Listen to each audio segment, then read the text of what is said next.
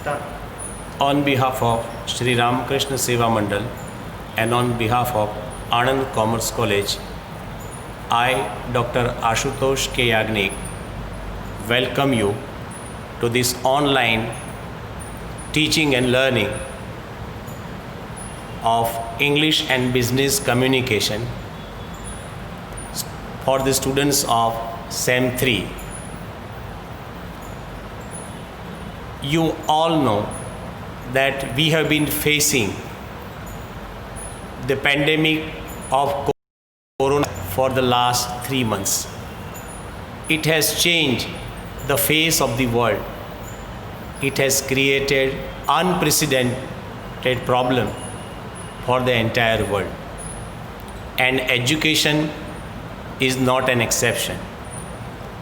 It is in this context that we have decided to start online teaching for the students of this college. And this is a very first attempt on the part of Anand Commerce College to start this course. Today's lecture is meant for the students of SEM 3 of Commerce and SEM 3 of BBA. The name of the topic is Channels or Types of Communication, number 1, and number 2, Barriers to Communication. Now, when we talk about channel or types of communication, we have in mind a formal organization. When we talk about a formal organization, we can say that in every formal organization, we have hierarchy. By hierarchy, we mean line of authority. Now you have a picture before you. Look at it. There are several levels. At the bottom level, you have clerks and operatives. Then you have others. Then you have departmental managers. Then you have managing director.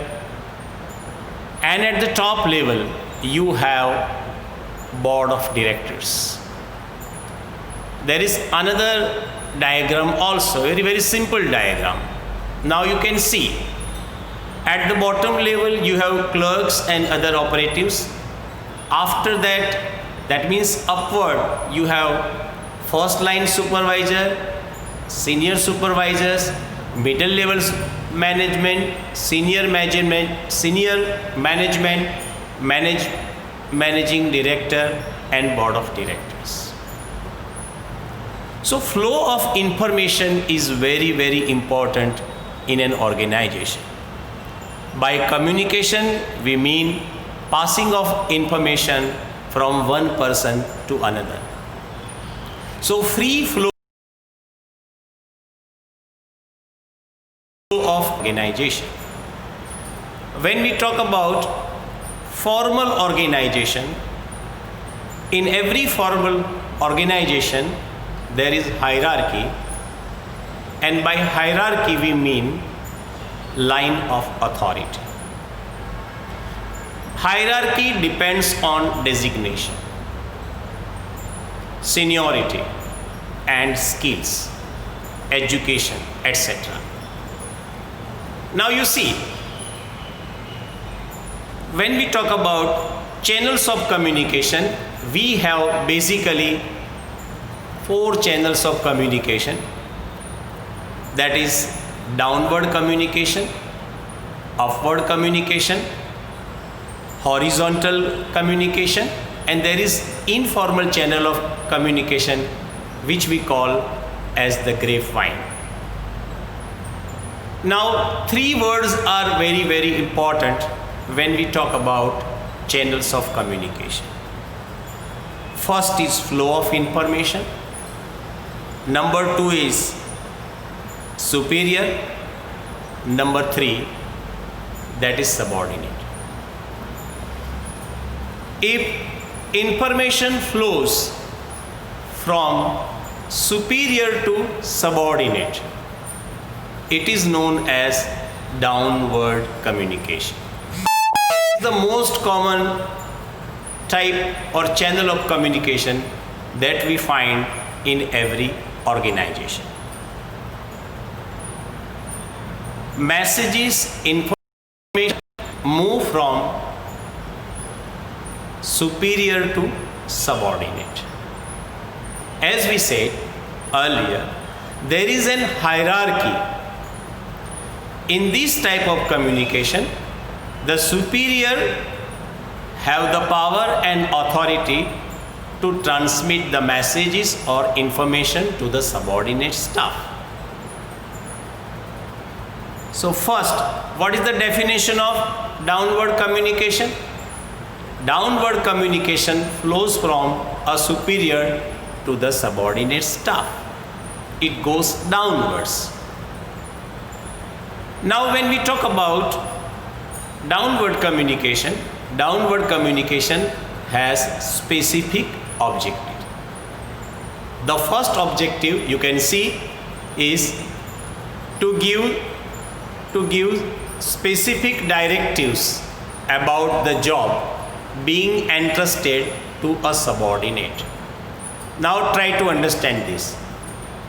When an employee joins an organization, he is supposed to do a job, and the superior approaches him and tells him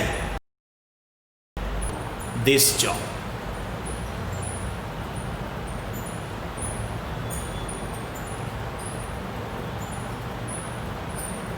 Because the junior or the subordinate is a new person, the responsibility lies with the superior officer. Now, the subordinate must be told the job that he is supposed to do, and therefore specific instructions are given by the superior what he is supposed to do. Then how this work or job can be done?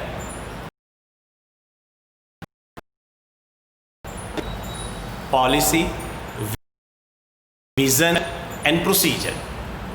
So the superior tells the subordinate what is the policy of the organization and how he should do his particular job. Now the subordinate's duty is to perform his duty. He does it. First of all, he is directed what he should do. Number two, he is asked how he should do it. And when his job is completed, it is the duty of the superior to evaluate or assess the performance of the subordinate staff. Let me summarize this. The function or the objective of downward communication is to give specific instruction, directive of the job to a subordinate. Then the subordinate should be given instruction how he should do that job, that he should be informed about policy and procedure, and when the job is over, he should be given information about the outcome of that job, that is assessment of his performance. And above all, the superior has to explain the subordinate about the rationale of the job being done by him. A subordinate is entrusted to do a specific job. When he does that job, he has certain ideas in his mind. He does only a particular kind of work. It is the duty of the superior to explain what is the importance of that particular job in the entire organization. So when the subordinate understands the importance of his job in the entire organization, he does it. So these are the main objectives of downward communication. Now, as you know, it is a usual communication because the downward communication is easier communication because superior find it easy to pass on instruction and orders to the subordinate staff. Now, this communication has its own limitation.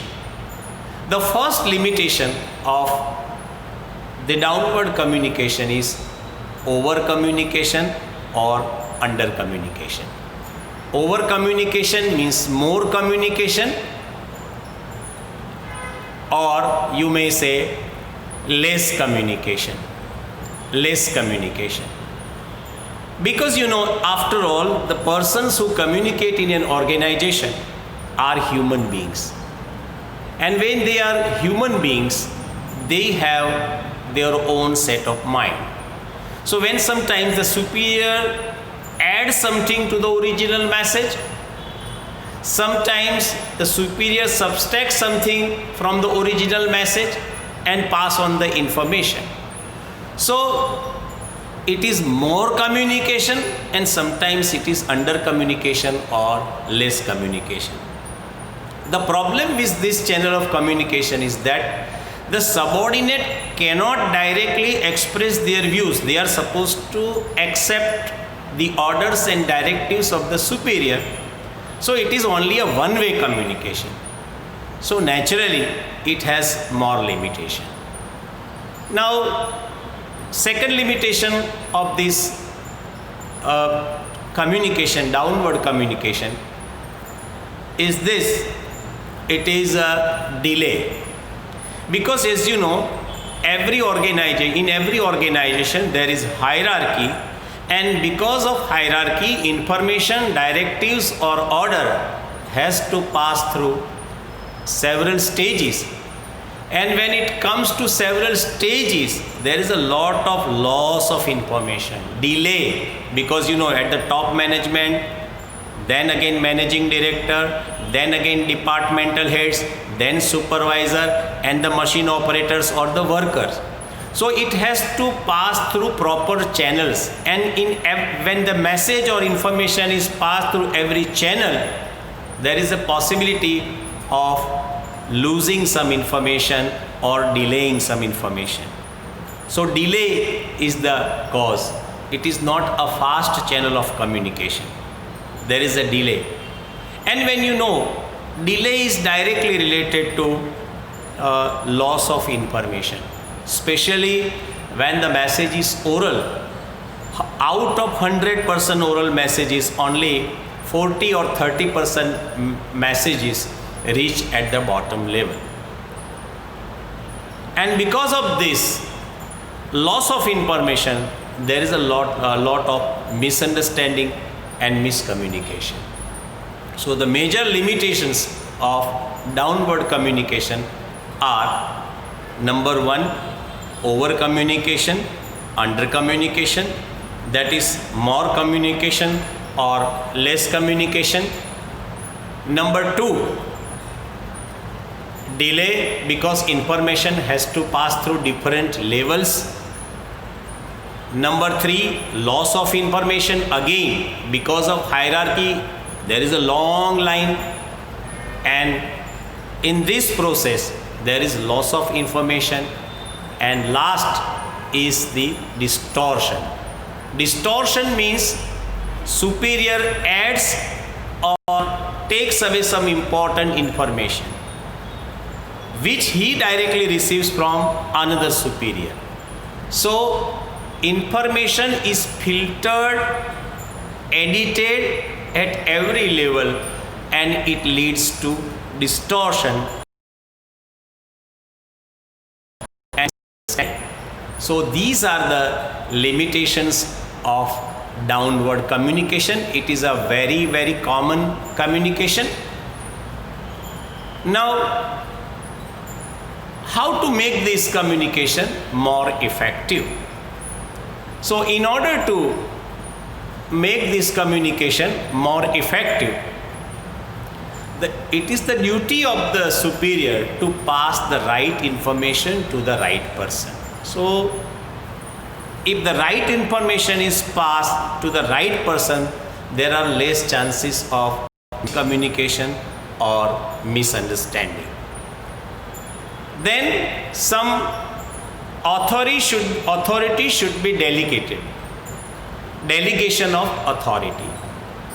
That means a person or the subordinate doesn't have to pass through many stages, because if he has to pass through many stages to receive information, it will lead to delay, loss of time also.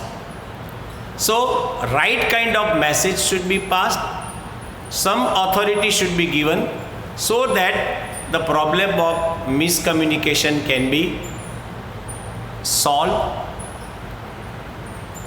And above all, the superior should hold meetings, oral communication with the subordinate staff on the regular basis, and if they have any problem regarding a job, it can be easily solved.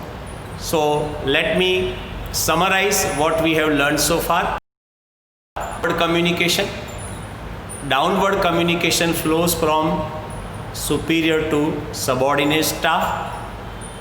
Main objectives are as under: to give directives or orders about a specific job. Then the subordinate staff should be informed about the policy and procedure. Then assessment of the performance of the subordinate, and above all, the superior has to explain the rationale of the job. So in this downward communication, we learned about the definition, objectives of downward communication, limitation of downward communication, and how to make downward communication more effective. Now, of communication, another channel of communication, that is what we call as upward communication. Now see, upward communication is a difficult communication. Now what is the definition of upward communication? Just opposite of the downward communication. In downward communication, information flows from superior to subordinate. In upward communication, information flows from subordinate to superior. And it is very difficult communication. As you know, as I have explained earlier, that in organization you have hierarchy, and when there is hierarchy, the persons who are working at the lower level, for example, a machine operator or a laborer cannot directly talk, or he feels embarrassed to talk directly to the top management. So he is always reluctant to talk. But the responsibility has to be taken by the superior to encourage them to talk. And this is a modern channel of communication. And here information flows from subordinate to the superior. It is also one-way communication from subordinate to the superior. But this is also very, very important channel of communication. Why is it important? Upward communication provides feedback. We have in second or semester 2, we learn about feedback. Feedback means the response of the receiver. Response of the receiver to the sender. Now, in upward communication, the subordinate can express their views to the superior. As we have seen in the downward communication, the superior provides information, directives, orders to the subordinate staff to do a specific job or jobs. Now the actual job is done by the subordinate. And if the communication is upward, the subordinate can express his views freely about the job. And when he is able to express his views regarding a specific job, it is quite possible that the top management may make some changes in the policy and processes, because the actual job is done at the lower level, and the subordinate also feels good because he thinks that his views are taken into consideration. Then second important point or objective of downward communication is to report job progress, because the actual job is done by the subordinate, and on regular basis the subordinate staff informs the superior about the progress. When the superior comes to know about the progress, and if there is some problem, corrective measures are suggested by the superior officer. And when superior officer takes into consideration the job progress reported by the subordinate staff, he can make valuable suggestion and job is done in a better way. But this happens only when the subordinate is asked to give his opinion, and this only happens if the communication is upward. Third important objective of this channel of communication, that is upward communication, is seeking superior's intervention for problem solving. Actual job is done by the subordinate staff, and when they find something difficult, they freely discuss problem or the issue with the superior officer, and the superior officer intervenes and they solve the problem. So in this way it creates a very harmonious relation between the superior and the subordinate. Next is, this is also very important objective of upward communication, that upward communication provides an outlet for pent-up emotions.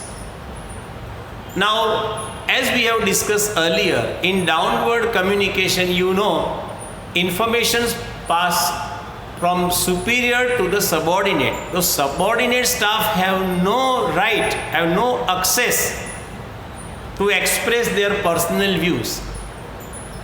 Now, when they are not able to express their personal views to the superior officer, their emotions are suppressed. So when their emotions are suppressed, they cannot concentrate properly on their work assigned to them, because they have to accept whatever has been asked by the officer. But in upward communication, suppressed feelings, suppressed emotions of the subordinate staff reach the superior. So it is a kind of emotional relief, and the subordinate staff feels that the top management or the superior care for them, and it results into productivity. So we can say that upward communication provides an opportunity to the subordinate staff to express their emotions freely. This is also very, very important objective of upward communication. Now, when we think about an organization must get feedback on regular basis from the employees. Now, this can be possible only if communication is upward. Because upward communication flows from subordinate to superior. It provides an avenue to the subordinate staff to offer constructive suggestions to the superior. Their suggestions are very important in the sense that subordinates are actually doing the real job, and they know the problems, opportunities, how a specific job can be done in a proper way or proper fashion. So they have the direct experience of working for a job. They know all the nitty-gritty of that job, and they offer constructive suggestions to the superior, and superior officers pass these constructive suggestions to the top management, and the top management receive that information, and if they want to make some changes in the policy and procedure, they can make necessary changes in the policy and procedure. Now, let us see what are the limitation of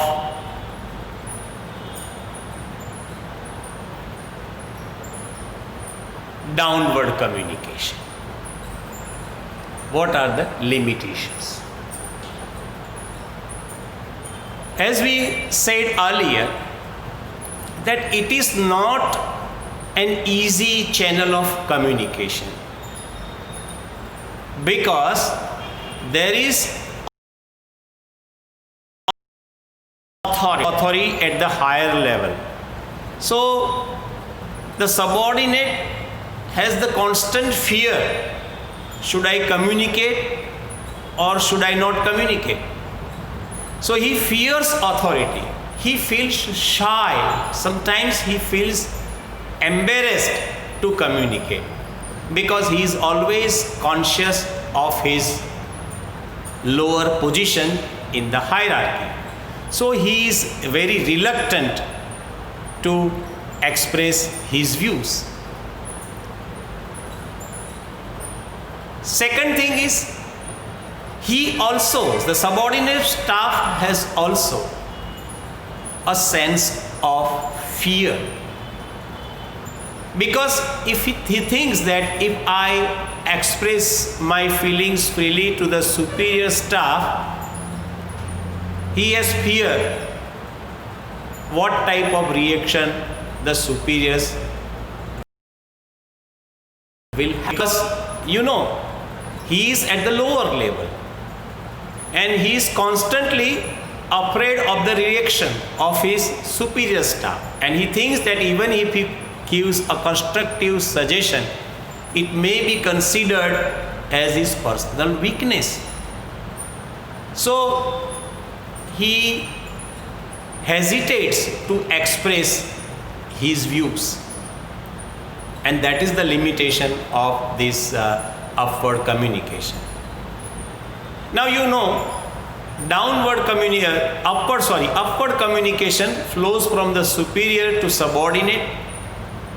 There is a great possibility of distortion and filtering. Again, because of line of authority, information, message or reaction passes through several stages, and if the hierarchy is very long, there is a loss of information at every stage. And because from the lower level there is less responsibility, so it is likely that there will be more filtering and more distortion compared to downward communication. Then again, limitation of this communication is that bypassed superiors feel insulted, because the persons who work in our organizations are human beings, and when we talk about human beings, they have their own likes, their own dislikes. Suppose a laborer directly consults the departmental head without consulting the supervisor. The supervisor will feel insulted. He will think that instead of meeting or approaching the departmental head, the worker should have approached him first, because the supervisor is the direct head of the worker. So he feels insulted.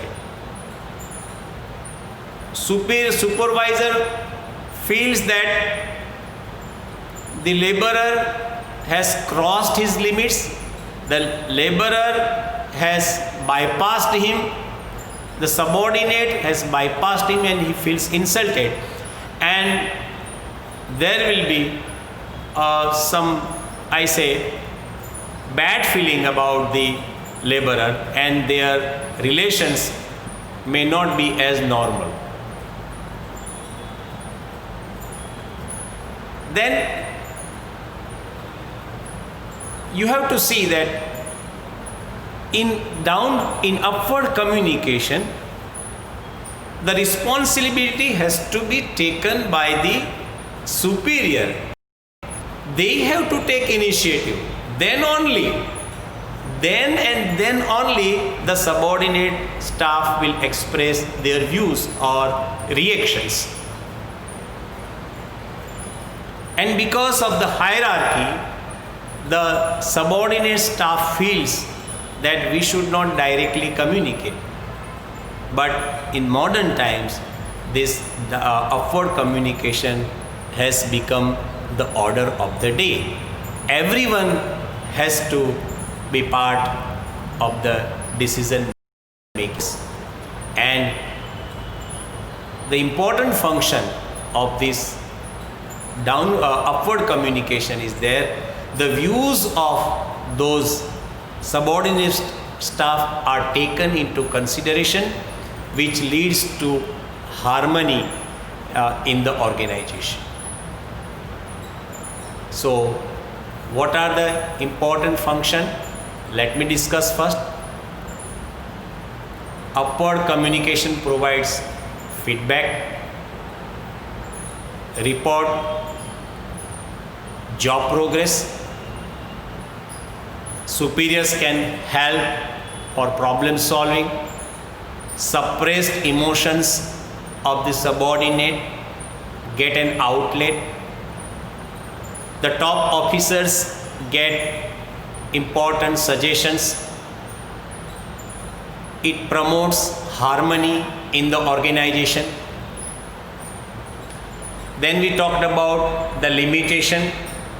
The workers are afraid of the authority. They fear there is a greater possibility of distortion and filtering.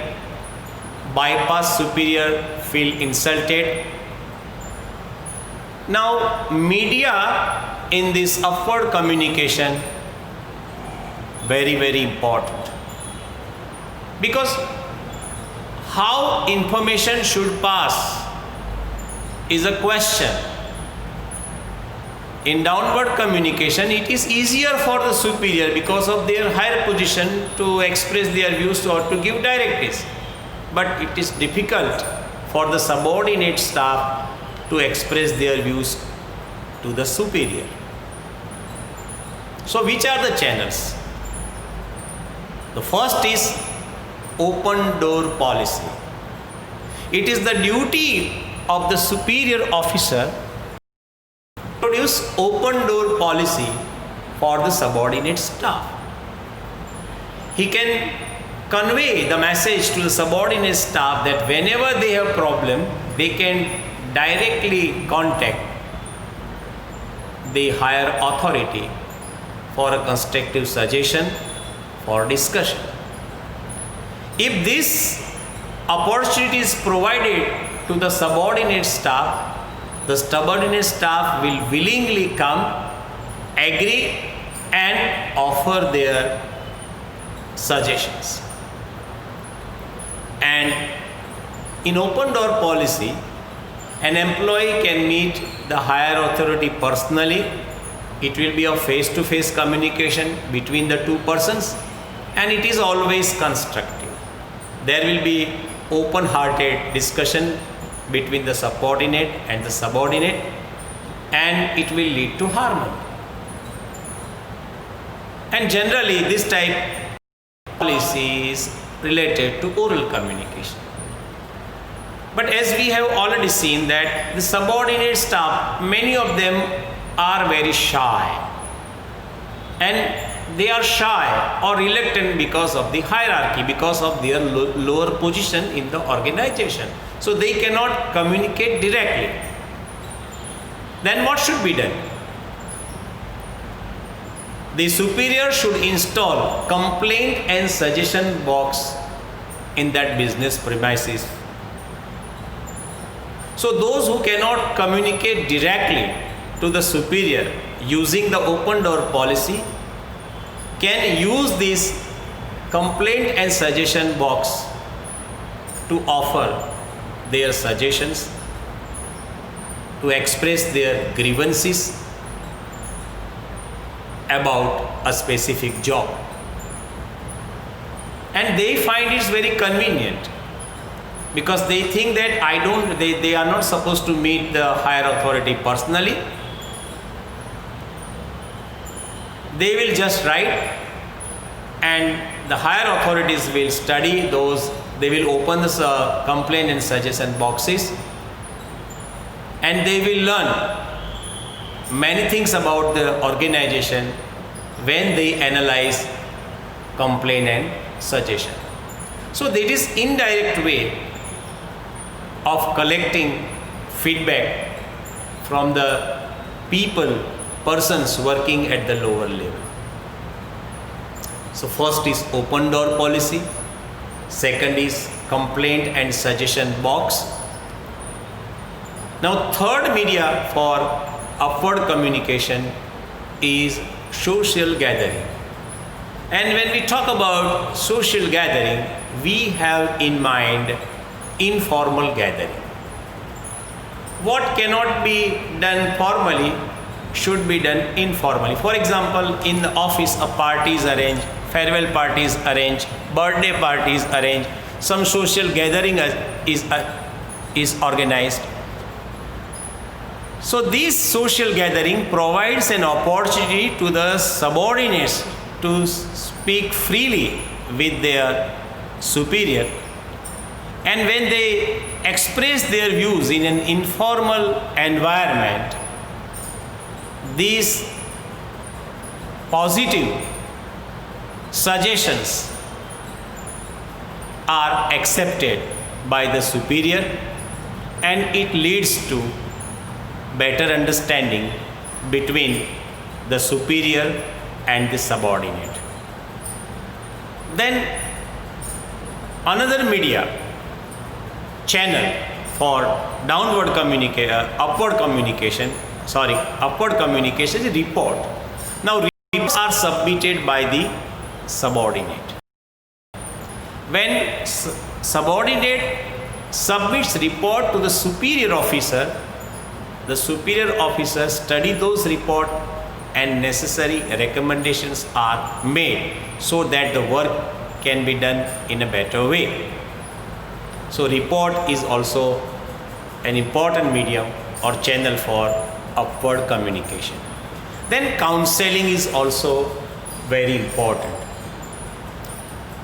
When we talk about counseling, it is a form of advice for a specific purpose. And counseling can be done by the superior officer.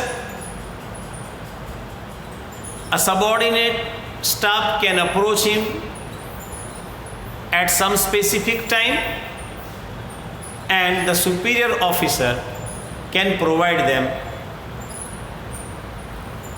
certain important inputs so that the problem of the subordinate staff can be solved in an easy manner. But as I said earlier, that this communication is a difficult communication because the subordinate feel inferior when they have to communicate all these things together. Now, let me summarize about this upward communication. Upward communication flows from subordinate to superior. We talked about the objectives or the importance of the upward communication. We talked about limitation